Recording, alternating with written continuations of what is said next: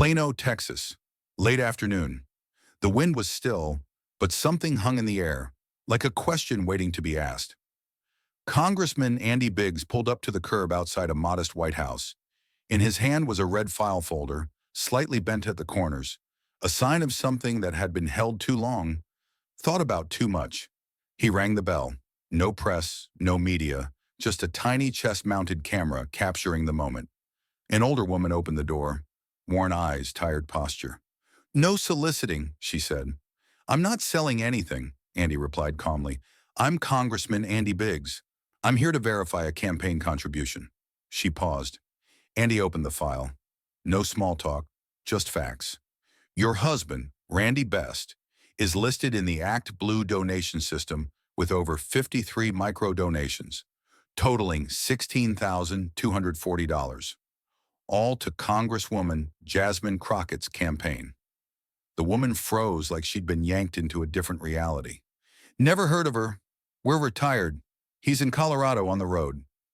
Andy nodded, placing the folder on a small wooden table beside the door. "I'll leave it here.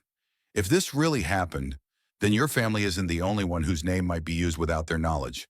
He asked to snap a quick photo for documentation. A breeze rustled the papers inside the folder, revealing line after line of dollar amounts and timestamps. No accusations, no theatrics. Just truth, and the quiet shock of it arriving at a stranger's doorstep. What started in Plano was already echoing in Washington. At the Federal Election Commission, a report had just been printed from their secure internal system. Bold header, Coolidge-Reagan Foundation, complaint number 2317. A conservative nonprofit had filed an official FEC complaint alleging that Congresswoman Jasmine Crockett's campaign had accepted improper donations funneled through Act Blue, the Democratic Party's largest fundraising platform. The complaint detailed a pattern: repeated donations made under the names of elderly citizens from states far outside Crockett's district. Some donors were unreachable, some were confirmed unaware, some were deceased. Back in Dallas, in the heart of Crockett's campaign office, Lionel Reeves, the finance director, worked quietly. His screen glowed with spreadsheets and donation logs. A secondary tab labeled Sandbox Portal flashed open. He tapped into a batch of transactions, larger donations, broken down into dozens of small ones, assigned to random profiles with plausible addresses and voter data. No alerts, no verification, just a system humming along in silence. Reeves didn't speak. He simply typed. A few lines of code, auto-delete activated. Meanwhile, at Andy Biggs's office on Capitol Hill, he was live streaming to his conservative base. "We're not investigating the donors. We're investigating whoever is using their names to legitimize political money laundering." The clip went viral within the hour. Hashtags like #who is funding. Jasmine exploded across X. Independent journalists picked it up. Even mainstream outlets hesitated, for now. But the pressure was building. How many names in that system didn't belong to the people they claimed? No one had the answer yet. But Andy Biggs knew one thing for certain. Randy Best was just the tip of something much, much deeper. Morning in Washington started with a slow stream of sunlight pouring through the blinds of Congressman Andy Biggs's office. The coffee machine clicked. Steam hissed. Biggs stood in front of a whiteboard filled with names, red arrows, and one phrase underlined 3 times. False donors. Randy Best wasn't alone, not even close. Name after name had emerged from the Act Blue system, and they all shared a pattern. Elderly, disconnected from the candidate's district, unaware they'd donated a dime. One of them was Arlene Foster, 81, living in Spokane, Washington. Her record showed 29 donations totaling $1,345. "I vote Republican," she said over the phone. "I don't even know who Jasmine is." Another entry. Otis Rayner, deceased since 2021. Yet the log showed 13 donations made under his name in the months following his passing. These weren't one-offs. They were cracks in a system, and the deeper Biggs dug, the more it looked like someone had built the cracks on purpose.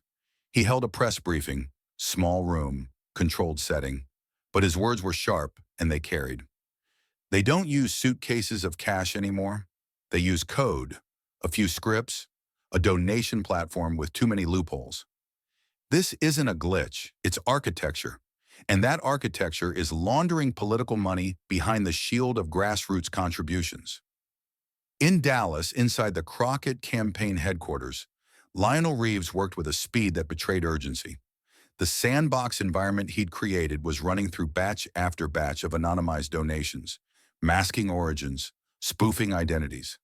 The logs would self-delete after 90 days. No eyes, no audit. Just a phantom trail designed to vanish on command. Reeves whispered under his breath, "Nobody audits a donor named Ethel from Idaho." Meanwhile, at the FEC's Special Investigations Unit, attorney Letitia Nguyen stood in front of a glowing presentation. Crockett's campaign has raised over $870,000 through Act Blue in the past year.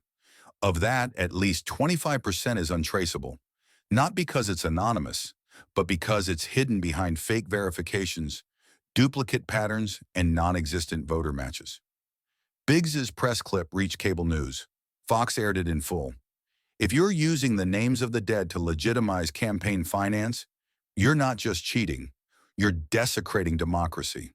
The quote made its rounds as a meme. Telegram groups reposted it. Conservative YouTubers picked it apart line by line. Even a few progressives admitted, this looked bad. Inside a quiet conference room, Jasmine Crockett stared at the campaign dashboard, her voice low. "You scrubbed everything?" Reeves didn't look up. "Working on it. If FEC pulls the sandbox logs, we'll need a technical explanation." She didn't reply. The silence spoke enough. Outside, the neon skyline of Dallas glowed as usual, but inside, a storm was forming. At that same moment, Andy Biggs received a new message in an encrypted Telegram group used only by internal investigators. "I used to work at Act Blue. They knew. They let it happen. I have the unredacted logs. We need to meet, in person." This wasn't just about a campaign anymore. This was a blueprint of deception, and someone on the inside had just flipped the switch. Capitol Hill, hearing room 4, third floor. It was just past 8 a.m., but the chamber was already packed. C-SPAN had gone live. Reporters held pens poised on fresh notepads. Microphones lined the witness table. Behind the heavy wooden doors sat the two names dominating headlines all week. Andy Biggs and Jasmine Crockett. The chairman struck his gavel. "This hearing convenes to review serious irregularities in campaign financing, specifically in the 2024 campaign of Congresswoman Jasmine Crockett." Crockett sat on the left, dressed in an ivory suit, posture upright, defiant. Across from her was Andy Biggs, holding no notes, only an expression of quiet certainty, as if he already knew the answers to every question. Democratic Representative Garrett Lyman started off gently, almost too gently. "Congresswoman Crockett, can you confirm that your campaign did not engage in any illegal fundraising activities?" She lifted her chin. "My campaign followed every FEC regulation. We used Act Blue like hundreds of other Democratic candidates." Lyman nodded, but the moment Biggs leaned forward, the temperature in the room shifted. He didn't ask a question. He made a statement. "We've identified 29 elderly individuals across 11 states who are listed as contributors to your campaign. Each one claims they've never even heard of you." Crockett didn't flinch. "I don't control every Act Blue user." Biggs didn't blink. "You control your campaign's finances. And among those names is a man who died in 2021, but somehow kept donating." Silence rippled through the room. CNN's camera zoomed in slowly. One twitch of the eye, one glance to the side. Anything could become the next viral frame. Biggs continued. "Do you know Lionel Reeves?" Crockett exhaled softly. "Yes, he was my campaign's finance director. He also ran the internal sandbox, used to split large donations into hundreds of small ones, disguised under names of unsuspecting Americans. This," Biggs held up a red-stamped document, "is an unredacted log submitted by a whistleblower documenting activity from Reeves's terminal. It was sent to this committee last night." Crockett remained silent. The air around her seemed to thicken. "And here's the strange part," Biggs pressed on. "Most of these sanitized donations were processed within hours of your major campaign broadcasts. Not a coincidence." A tactic, Crockett replied slowly. If any individual violated the law, I'll cooperate. But you can't accuse me personally because of issues with a platform used by the entire party. Biggs wasn't backing down. I'm not accusing, I'm reporting facts. And if the first 29 names are correct, there are hundreds more waiting in that system. The room fell into a heavy silence. Not the silence of doubt, but the kind that comes when too much truth suddenly floods in. The chairman struck his gavel gently. Mr. Biggs, we will pause here. The hearing will reconvene after recess. Act Blue representatives will be summoned. The chamber doors opened. Cameras flashed. Journalists surged.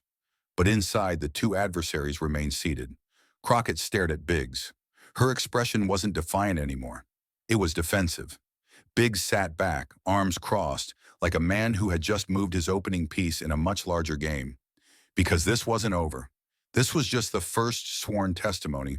Night in Washington is never truly silent. But in the basement of an aging federal building, where Congressman Andy Biggs' special investigation team had set up shop, the silence was so still it almost buzzed. One desk lamp cast a pool of light over a stack of printed pages, hundreds of them, every line logged, time-stamped, decrypted. The first heading read, Reeves Protocol.log. Decrypted copy. Andy Biggs didn't speak for the first few minutes. He simply flipped page after page. Every line of data was another brick in the wall he was now tearing down. One of his aides, Sarah, finally broke the silence. Every sandbox transaction was encrypted with internal keys, Reeves keys, no outside access, unless someone had the final code. Biggs nodded slowly. And now we do. 3 days ago, someone had left a USB in the mailbox of his congressional office. No message, no trace, just a single file, and it contained everything. The logs revealed over 300 individuals, from New Hampshire to Arizona, each listed in micro-donations ranging from $5 to $100, some dozens of times. Many were retirees. A few were no longer alive. None of them knew they were part of the largest campaign finance fraud under investigation this year. Biggs tapped a sheet gently. Let's find the origin. When did the first sandbox transaction occur? Sarah scrolled back through the log. March 11th, 2023, $150,000 donation split into 147 micro-donations over 17 minutes. The sender's email wasn't from Texas. Biggs's voice lowered. And every dollar went to Jasmine Crockett's campaign? Every single one. Across the country in a rundown motel in Flagstaff, Arizona, Lionel Reeves sat hunched over an old laptop. His face was sunken, his breathing shallow. On screen was a frozen login page for Act Blue. His access revoked, his IP flagged. He sipped from a half-empty can of soda and opened a Word document titled confession.docx. He began typing. I didn't think they'd find me this fast. I used to be a data optimization tech at Act Blue. Then Crockett's team brought me in to manage the sandbox. They called it donor efficiency modeling. But I knew what it really was. It was a laundering engine, a donation disguised network. And I built it. At the end of the file, he added, I'm not writing this to save myself. I'm writing it because if this system exists in one campaign, you can bet it exists in many more. Back in D.C., Andy Biggs received an email from an unlisted address. One line only. Flagstaff, Motel 12, Room 204. I'll wait until 8 p.m. No name, no signature. Biggs left immediately. No security detail, no cameras, just a black briefcase and the full printout of the logs. As he neared the motel, he checked the pistol holstered under his coat. Instinct, not paranoia. Room 204's door was cracked open. No sound inside. Biggs entered. Lionel Reeves sat at the small table. Pale, exhausted. A lone yellow bulb lit his face. You're Andy Biggs? I am. I don't want to be a pawn, but I also can't let this thing go on unchecked. Biggs didn't speak. He opened the briefcase and laid the documents on the table. We'll testify. Before Congress, Reeves nodded. But not just about me, he said. I wasn't the only one who coded the sandbox. I'm just the only one who pulled the plug. When Biggs returned to Washington, he carried more than a confession. He carried the blueprint to a machine, one built on fake identities, lazy oversight, and manipulated trust. And in a matter of days, America would hear the opening words of a sworn testimony that would be known as the Reeves Protocol. On the final day of the hearings, Washington's skies were a leaden gray, as if the city itself was bracing for a verdict. Outside the congressional hearing room, the hallway was packed. Press, aides, cameras rolling. At the center of it all walked Congressman Andy Biggs, carrying a single document, the sworn Reeves testimony, now the focus of an entire nation. This wasn't just another hearing. It felt like the final act of a drama America didn't know it had been watching. Inside the chamber, the energy was tense but expectant. Committee Chair Ron Kessler sat poised. On one side, Andy Biggs, composed, steady. On the other, Congresswoman Jasmine Crockett, this time without her counsel. At the center sat the man who had flipped the switch, Lionel Reeves. Under the glare of the lights, every crease in his face became a roadmap of consequence. Reeves didn't flinch. He looked straight ahead and began to speak, voice low, deliberate. I wasn't the first to build the sandbox. I was just the first to stop believing in it. He detailed how large sums were fragmented, how user identities were forged from recycled data, how every regulatory safeguard had been bypassed through a single back-end filter. But it was this line that pierced the room. I was told it was legal because it was designed so no one could trace it. But if something has to hide to survive, it's not legal. It's predatory. All eyes turned to Crockett. She didn't argue. She didn't interrupt. And for a room full of watchers, her silence said more than any defense could. Then Andy Biggs stood. His voice was calm, but it rang like a verdict. What we've heard today isn't just about a piece of software. It's about a system, a culture, a political machine built on fake names and financial deception. They didn't just borrow identities, they borrowed trust from Americans who never gave it. He turned to his colleagues. We don't need to wait for more subpoenas to know what this is. The evidence is clear. If we fail to act, the real cost won't be a failed campaign.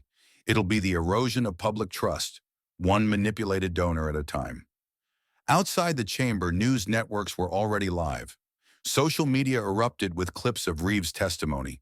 The hashtag # Reeves Protocol hit trending status in under 17 minutes. Biggs' quote, "They didn't just borrow names, they borrowed silence," was screen printed on t-shirts by sunset. 3 days later, the House Oversight Committee formally recommended a federal investigation into Act Blue.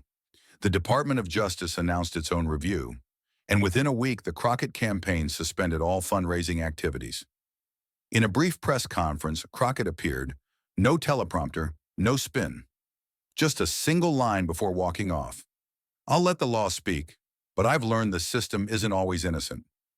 At that very hour inside Biggs's office, his team was combing line by line through the decrypted sandbox logs. But this time, they weren't just looking for what Reeves had done. They were searching for what others had copied. Biggs sat quietly at his desk, eyes scanning a list of major fundraising platforms across both parties. He drew a line through Act Blue. Then, almost casually, he wrote a new name underneath. Future Now PAC. He didn't say a word, just exhaled.